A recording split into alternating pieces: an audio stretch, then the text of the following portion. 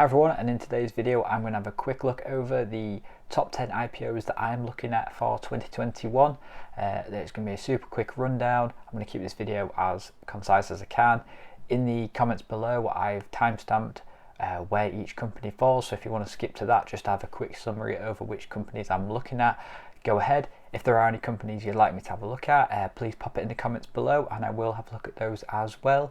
But like I say, this is just a quick summary of the top 10 companies I'm looking at for IPOs in 2021.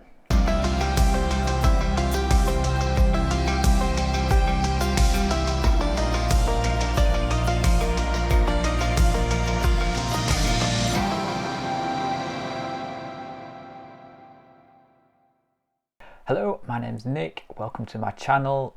Here I discuss all things personal finance and investing. So if that is something you are interested in, please click that subscribe button and the notification bell just so you are notified every time I make a new upload. And please, if you do enjoy this video, please click that like button. It really helps me and the channel out, and it helps to promote this video to other people who may want to see it. So to start with, there are two companies that were planned to IPO this year, and for whatever reason they've decided not to do it. They've decided to not go ahead with it. In this video, if I discuss any points of it, it's my own personal view on why I think the company did what it did and not the specific reason that it did it. However, the first of the two companies is Roblox. They are a game design company that were planned to IPO this year, but with a lot of the hype that's gone on around these recent IPOs, for prime example Airbnb and DoorDash, I think this is one of the reasons why they've decided to postpone their IPO to next year, to let the hype die down a little bit.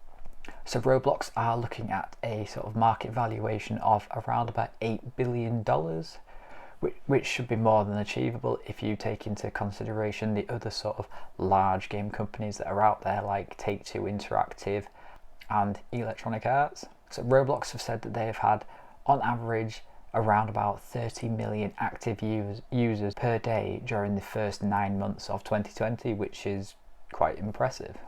And there's no doubt if these numbers continue, the monetization possibilities for them is quite high, whether that be in-game purchases or advertisements or the whole ways and means that game developers can monetize their games at the moment.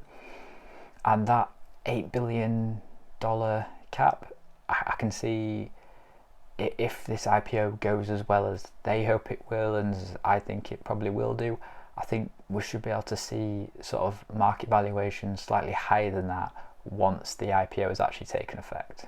However, as I did mention before, Take-Two and Electronic Arts, they are two big game developers and they are currently battling it out to try and take over Codemasters.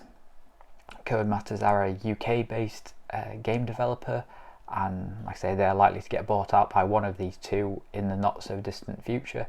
So in terms of the competitive space, it is quite competitive, and in terms of the possibility of a buyout by a large company is also a possibility. So even with Roblox going public, I could see if someone like Take-Two or EA want to buy it, there's a chance that they would be in a position to be able to take it over once it is public. And the second company that was scheduled to IPO this year that have postponed it, again, I believe it's been postponed just because of this massive hype of the sort of Robinhood investors who are generating a lot of hype over these IPOs and pushing the share price 50%, 100% in a week. And for some companies, they don't want to take that risk, and Affirm is one that I think has made the right decision here as well. Affirm are a fintech company which essentially allows purchasers to pay for what they've bought in installments rather than having to pay for it all up front, similar to what you would do on a credit card, or if you bought something on finance. It's something similar to there, but it is all or predominantly interest free. Now Affirm have fintech pedigree at the helm.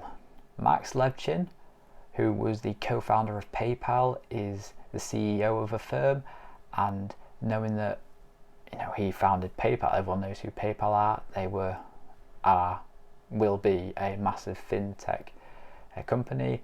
So I believe him running Affirm is definitely going to take them in the right direction. I invest in PayPal myself, and Affirm is probably going to be one of these that I invest in as well. So other than these two, there are 8 other IPOs that I am keeping an eye on that will hopefully be happening in 2021.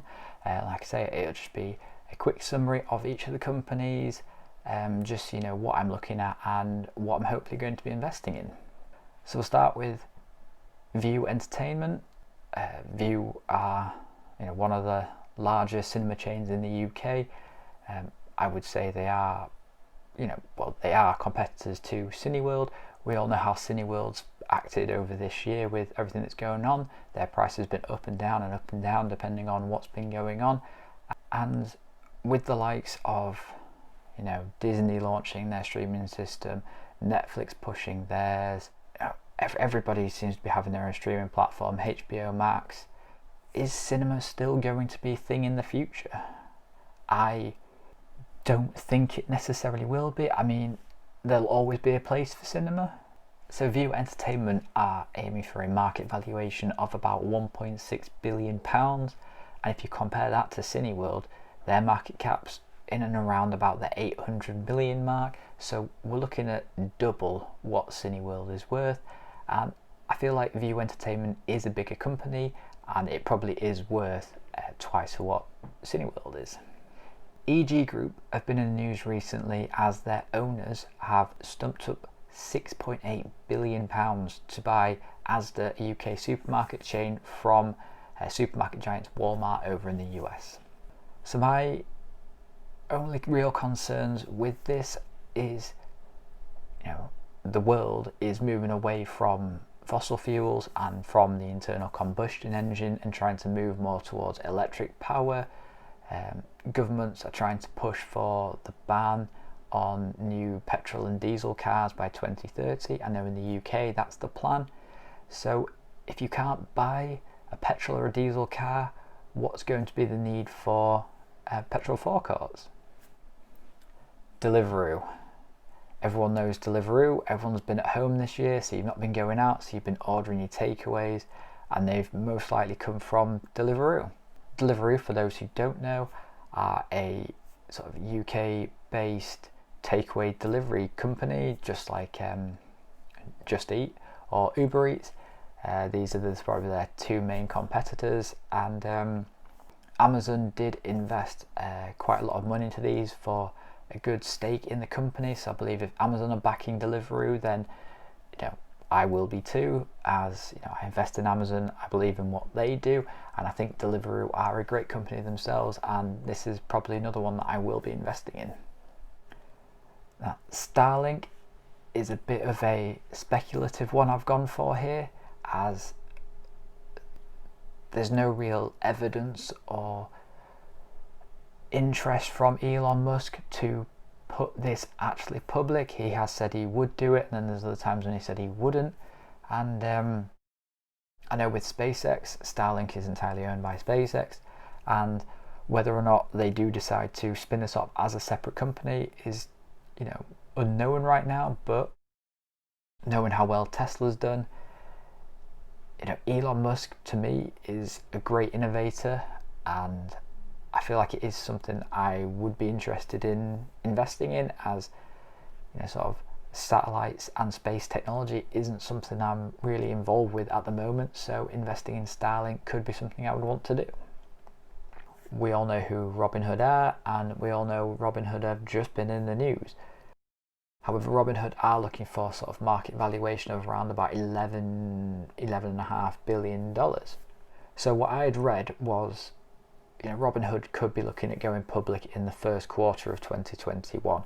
However, with this new information that's come out, I feel as though they may push this back and delay it, as this is very sort of negative press for them, so it might not be the best time for them to launch. But it is still a very popular platform for sort of DIY investors, and obviously they tried to launch in the UK and backed out of that, so that's another sort of negative towards them. So perhaps this probably isn't going to be the best time for them to IPO, and it probably isn't going to be something that I would invest in as and when they do launch. So next we've got Instacart. Instacart are a US-based grocery delivery service. I think the closest I could really compare them to would be Ocado over here in the UK. However, Ocado only work with one sort of other company, whereas Instacart have agreements with a lot of companies over in the US. So if you are wanting same day delivery, you're most likely to be ordering through Instacart. So Instacart is an app-based grocery delivery service, but they are starting to move away from just groceries and into non-grocery goods as well, making new deals and arrangements with, vast quantity of companies. I wouldn't be able to list them all now. There are a couple that I will highlight, but check them out and just see who they're working with. It's a massive list of people. But the most recent partnership is with Walmart to offer same-day grocery deliveries, which, for me, if I could wake up in the morning, put my grocery delivery in and know that I'm going to get it the same day, that is great. It's not something that we can really get over here in the UK. So if something like that works well and it was to launch over here as well, that would be fantastic. And one of the other companies I'm looking at in the game developer space is AppLovin, or AppLovin. They're a platform for game developers to build, manage and monetize their games from. And on the more interesting side of things, they have been profitable since they launched in 2012, which is quite hard to say about a lot of other companies that do go public. This is making money and it has been making money, so it is probably going to be something I invest in.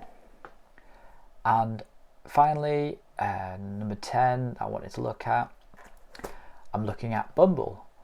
Bumble is a dating app which rivals sort of the likes of Match.com, and they're looking at a valuation in around the region of about $6 to $8 billion. So Match.com owns a collection of dating apps like Tinder and OkCupid, and this is what Bumble needs to be competing with directly. And Match.com has a sort of market valuation of $30 billion. So Bumble's valuation of 6 to 8 does seem very reasonable considering how popular these apps are, and I can see this one doing reasonably well as well for when it launches. So Whitney Hurd, who is the CEO of Bumble, she was a former executive at Tinder, so she does know the sort of dating app scene quite well. So I do believe this has been built well, the app seems to work well, and it's run well from someone who knows what they're doing. So there we have it, my top 10 IPOs for 2021. So I am going to be keeping an eye on some of these. Obviously there are a couple that may or may not launch next year, but I will be keeping an eye on that. However, if there are any companies that are IPOing next year that you think I should be looking at, please pop it in the comments below and I will check it out. So with all that said, I do hope you've enjoyed this video, and if you have, I would really appreciate you just clicking that like button. It lets me know that you have enjoyed what content I am producing, and it does share this with other people who may want to see this as well. Or if you haven't already, please do subscribe to the channel, click that notification bell so you are notified every time I make a new upload, so you can keep up to date with all the IPO news that I do release. Now, with all that said, I hope you all have a lovely Christmas and a new year. I may pop out another video before then, but if not, I do hope you have a lovely time. And until next time, learn, invest, success.